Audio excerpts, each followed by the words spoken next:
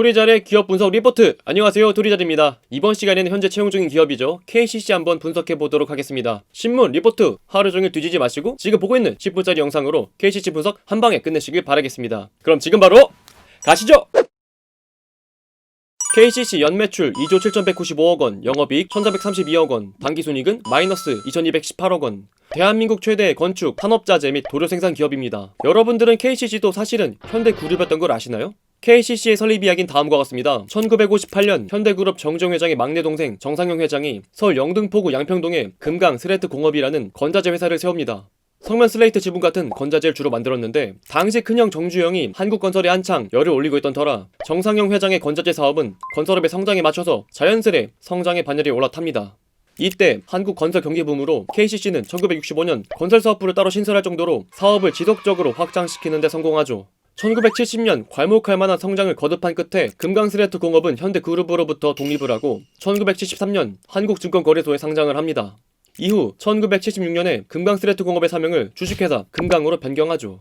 그리고 1974년 KCC의 또 다른 전신이 되는 고려화학도 세워 도료사업에도 진출을 하며 왕성한 사업활동을 보여줍니다. 당시 이 역시 현대그룹의 정종 회장이 자동차 조선을 본격적으로 이룩하던 시기였기 때문에 자동차나 배를 칠하기 위한 도료사업 역시 건설이 내장재처럼 성장할 산업이었습니다. 정상용 회장은 성장을 시장에 또 한 번 성공의 배팅을 이어가죠. 도료사업 역시 큰 성공을 거두고 정상용 회장은 2000년 사업명의 확대를 하기 위해 주식회사 금강에서 주식회사 고려화학을 수합병하면서 사명을 주식회사 금강고려화학으로 변경하였고 2005년 글로벌 경쟁력 강화를 목적으로 사명을 오늘날의 주식회사 KCC로 바꿉니다. KCC는 금강, 고려, 케미컬이 약자이죠. 현재 KCC의 경영은 정상용 회장의 장남인 정몽진 회장이 이어가고 있습니다. 자, 그럼 우선 최근 KCC의 실적을 보도록 하겠습니다. 2010년부터 매출 2조 8천억 원에서 2017년 매출 3조 8천억 원을 찍고 지금 2019년 기준 매출이 2조 7천억 원 수준으로 내려와 있습니다. 매출이 10년 전 수준이랑 비슷하죠? KCC 역사에서 들으셨던 것처럼 전통적으로 KCC가 보유했던 포트폴리오는 당시 한국의 경제성장의 핵심인 건설, 자동차, 조선 이 세 가지 호황에 따른 사업으로 이루어져 있었습니다. 하지만 이미 여러분들이 다들 아시는 것처럼 자동차, 건설, 조선, KCC의 매출을 좌우하는 이 전방 사업들은 보릿고개를 맞이하고 말고 결국 경제 성숙기에 따른 건설도나 자동차 출하량 감소 등으로 KCC 역시 마찬가지로 매출의 하락세를 겪는 중인 것이죠. 혹시라도 관련 산업의 내용을 조금 더 알고 싶은 분들이 계신다면 도리잘의 기업부서 리포트, 포스코, 롯데건설 편을 보시면 되겠습니다. 아무튼 건자재, 도료 등의 전방사업의 상황이 그러하니 결국 KCC의 최근 10년간의 매출은 옆으로 기어가고 있고 2019년의 매출과 2010년 매출이 별 차이가 없는 결과가 나오고 있는 것이죠. 자, 그렇다면 KCC가 지금 어떤 상황을 마주하고 있는지 KCC의 기존 매출을 한번 쪼개서 볼게요. 작년 영업이익 비중은 건자재가 60%로 제일 돈을 많이 벌어다 주었고 소재가 24%, 도료가 1%였습니다. 1%라. 자, 작년 한 해 KCC의 가장 큰 고민은 도료 사업이었어요. 국내 자동차 생산이 줄어들고 조선업 불황이 이어지면서 당연스레 그 도색, 겉면을 칠해야 하는 페인트 수요는 당연히 줄어들었습니다. 게다가 저 당시 작년에는 유가가 계속 뛰면서 영업이익률도 한자리대로 줄어들고요. 매출은 높지만 실상 벌어들이는 돈은 저거 골칫거리였죠. 하지만 그래도 올해 상반기만 놓고 본다면 작년보다는 나은 한 해였습니다. 올해는 유가가 많이 내려가면서 도료 영업 비중이 39.2%! 원래 돈을 제일 많이 벌어다 주던 건자재보다도 훨씬 돈을 많이 벌어다 줬어요. 유가 ETF가 마이너스를 꽂을 정도로 유가 가격이 정말 많이 떨어집니다. 미국 셰일 대박과 사우디, 러시아 원유 전쟁의 덕을 본 것이겠죠. 자, 그리고 작년 재무제표에 보이지 않던 조금 낯선 매출과 영업이익이 보입니다. 바로 실리콘 부문인데요. 자, 실리콘 부문이 반기 매출 1조 8천억 원을 찍으면서 원래 기존에 매출을 냈던 건자재, 도료보다도 더욱 높은 매출을 보여줘요. 갑자기 실리콘이 초대박을 쳤나? 그런 건 아니고요. 이번 시간에는 KCC가 꿈꾸는 실리콘을 통한 미래 한번 이야기해볼 건데요. 여러분들이 다들 잘 아시는 건자재, 도료 이야기 말고 조금 더 KCC 이야기할 때 좀 더 있어 보일 수 있는 그런 이야기 한번 해드리도록 하겠습니다. 자, KCC가 갑자기 실리콘 매출이 월등한 이유는 바로 최근에 인수한 회사 때문인데요. KCC는 2019년에 모멘티브라는 실리콘 회사를 인수합니다.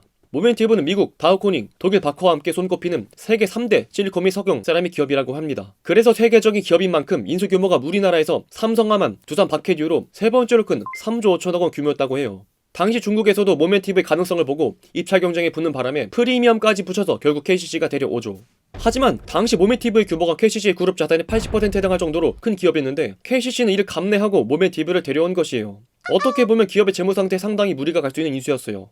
그럼에도 불구하고 왜 기존 건자재 도료 기업인 KCC가 왜 갑자기 실리콘 회사를 인수했을까? 라는 의문이 들기 마련입니다. 하지만 이 부분에서는 KCC가 실리콘 사업을 인수한 것이 갑작스럽게 느껴질 수 있지만 사실 KCC는 예전부터 실리콘 사업에 대한 이 맛을 계속 다져왔습니다. KCC는 2003년부터 업스트림 생산 공장을 건설해 실리콘 원료 국내 시장을 진출했고 2008년에는 태양광 산업이 뜨자 본격적으로 폴리실리콘 산업에도 진출했었습니다. 당시에는 친환경 에너지가 대두가 되면서 태양광 등의 친환경 에너지가 붐을 이루던 시기도 하죠.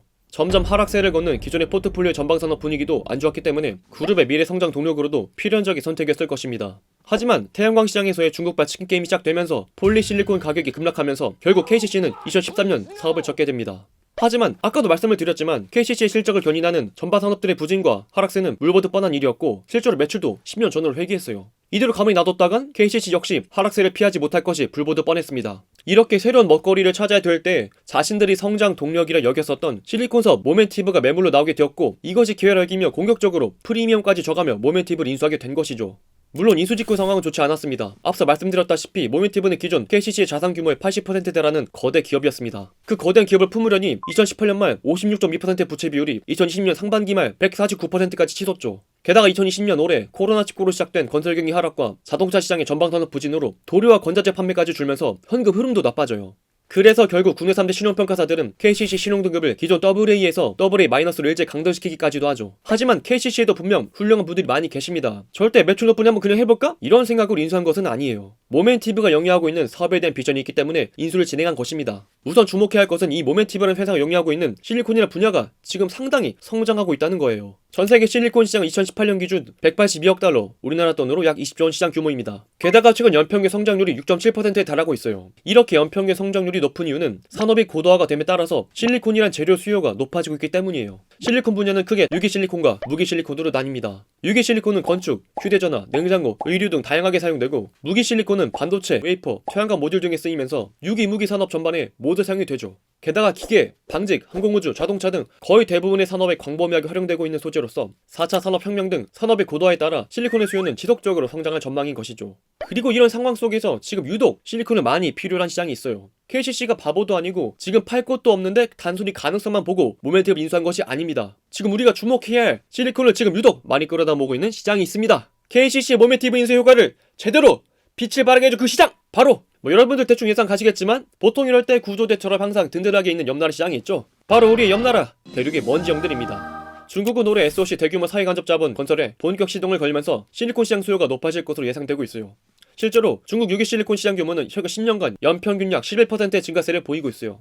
2019년 기준 유기실리콘 소비 규모는 전년 대비 8.7% 증가한 113만 톤, 2023년에는 약 156만 톤에 달할 전망이라고 합니다. 중국의 최근 SOC 인프라 구축 7대 분야, 5G, 전력망 구축, 교통인프라, 신에너지 자동차, 빅데이터, 인공지능, 공업 인터넷 등의 투자를 하기 시작하면서 당연히 산업 전반에 사용되는 유기실리콘 역시 사용이 증대한다는 것이죠. 실제로 현재 중국 전체 유기실리콘의 소비량은 전세계 수의 50%를 차지할 정도로 실리콘에 대한 수요가 높은 상황이라 저품질의 실리콘을 자체로 수급한다 할지라도 기술력이 요구되는 하이엔드 실리콘의 수입은 지금 적극적으로 진행하고 있습니다.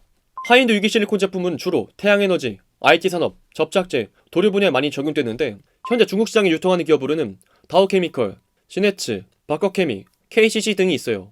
중국의 유기실리콘 수입액은 2019년 기준 전년 대비 1.9% 증가한 약 8억 4,241만 달러로 우리나라 돈 약 1조 수준으로 이는 중국 전체 실리콘 시장의 약 12%를 차지하고 있어요.